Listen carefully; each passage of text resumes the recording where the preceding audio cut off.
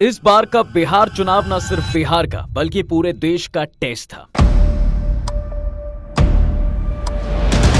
लेकिन पलायन, बेरोजगारी पर जंगल राज का डर लोगों पर भारी पड़ा। सालों से राज कर रहे नीतीश एक बार फिर मुख्यमंत्री बनने जा रहे। सोशल मीडिया और युवाओं में तेजस्वी का तो क्रेज था, लेकिन इस बार भी सरकार नहीं बना पाई। तो सवाल है साहब कि आखिर एनडीए 20 साल राज करने के बाद भी बिहार चुनाव कैसे जीत गई?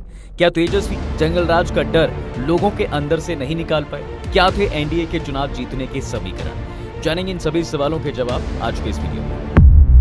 दोस्तों, इस चुनाव में भी नीतीश कुमार और एनडीए ने अपनी सरकार बना ली और इस चुनाव में अलायंस के लिए सबसे महत्वपूर्ण रोल जिसका रहा वो था जंगल राज का नैरेटिव। हर चुनाव की तरह से अब नीतीश कुमार और बीजेपी के टॉप लीडरशिप ने 1990 के दशक के लालू राज का जिक्र लगभग अपनी हर रैली में किया।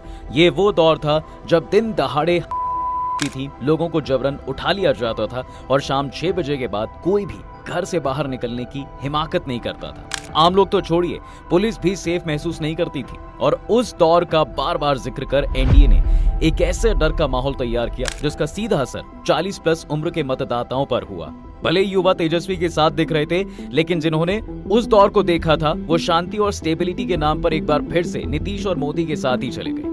वहीं दूसरा फैक्टर महिलाएं रहीं। बिहार में महिलाओं को नीतीश कुमार का साइलेंट वोट बैंक माना जाता है और इस बार भी उन्होंने खुलकर उनका साथ दिया है। इस चुनाव में महिलाओं की भागीदारी पहले से कहीं ज्यादा रही। पहले चरण में महिला मतदान 69.4% रहा, तो वहीं दूसरे फेज में सभी रिकॉर्ड तोड़ते हुए 74.3% तक रहा, जबकि पुरुषों की वोटिंग परसेंटेज 61.56 और 64.1 रही। महिलाओं का नीतीश के साथ होने का सबसे बड़ा कारण रुपया डिस्ट्रीब्यूशन का भी माना जा रहा है। चुनाव से पहले सरकार ने 1.21 करोड़ महिलाओं को 10-10 हजार रुपए डिस्ट्रीब्यूट किए और ये नंबर बिहार की कुल महिला वोटर का 35% है। लेकिन सवाल है कि महिलाओं का सपोर्ट नीतीश से अलग क्यों नहीं हो पा रहा है? तो इसके जवाब के लिए हमें थोड़ा पीछे चलना होगा। जब नीतीश कुमार चीफ मिनिस्टर बने, उसके बाद उन्होंने महिलाओं और लड़कियों के लिए काम किया और वेलफेयर पॉलिसीज भी बनाई, या ऐसा जरूर कह सकते हैं कि उनको आगे बढ़ाने के लिए इन्वेस्टमेंट करना स्टार्ट किया। चाहे महिलाओं को आरक्षण देना हो या लड़कियों के लिए स्कूलों में पोशाक या साइकिल डिस्ट्रीब्यूशन योजना, ये सभी स्कीम नीतीश को हर चुनाव में फायदा पहुंचाती रही। और इस स्कीम की सबसे बड़ी बात जो वो सुनकर आप भी ये सोचने पर मजबूर हो जाओगे कि नीतीश ने कैसे अपने फ्यूचर पॉलिटिक्स को ध्यान में रखकर महिलाओं का सपोर्ट किया है। दरअसल नीतीश ने जिन लड़कियों को स्कूलों में पोशाक और साइकिल देना शुरू किया था, उनमें से कई लड़कियों की शादी हो चुकी होगी या तो कई माँ भी बन गई होंगी। और उस समय से नीतीश ने जो सपोर्ट करना स्टार्ट किया वो अब तक जारी रखा, चाहे महिला रोजगार योजना लाकर फाइनेंशियल सपोर्ट हो या फिर शराबबंदी कर उन्हें घरेलू हिंसा से बचाना। लेकिन क्या यही फैक्टर रहा नीतीश की कुर्सी को बचाने में? जवाब है नहीं। इसके अलावा एक तीसरा फैक्टर रहा नीतीश मोदी की कॉम्बो का भी। जहां मोदी हार्ड हिंदुत्व का चेहरा बनकर लोगों को मोबिलाइज करते हैं, वहीं नीतीश के नाम पर लव कुश के अलावा दलित, ईबीसी और पशमंदा मुसलमानों का वोट एनडीए को भी मिला। मतलब मोदी की धर्म की राजनीति और नीतीश की सोशल इंजीनियरिंग ने एनडीए की सरकार बनवा दी। वहीं अगर चौथे फैक्टर की बात की जाए तो साहब महागठबंधन की आपसी मतभेद भी एनडीए को वॉकओवर दे देते हैं। इनका मतभेद इतना लंबा चला कि ये नॉमिनेट के लास्ट दिन तक सीट डिसाइड ही नहीं कर पाए कि कौन पार्टी किस जगह से है और कितनी सीटों पर चुनाव लड़ेगी।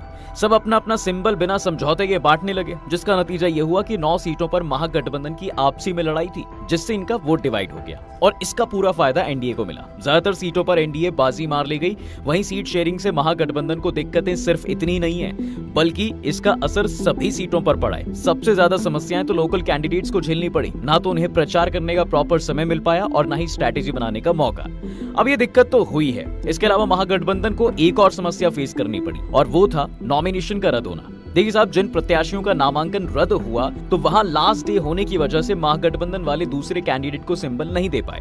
इस वजह से उन्हें डिपेंडेंट कैंडिडेट को सपोर्ट करना पड़ा। इसके अलावा तेजस्वी को सीएम फेस लेट डिक्लेयर करना इनके वोटरों में असमंजस की स्थिति क्रिएट कर देता है, खासकर सीमांचल में। साथ ही कांग्रेस, वीआईपी और लेफ्ट की कमजोर ग्राउंड नेटवर्क भी महागठबंधन के हार का कारण बनी।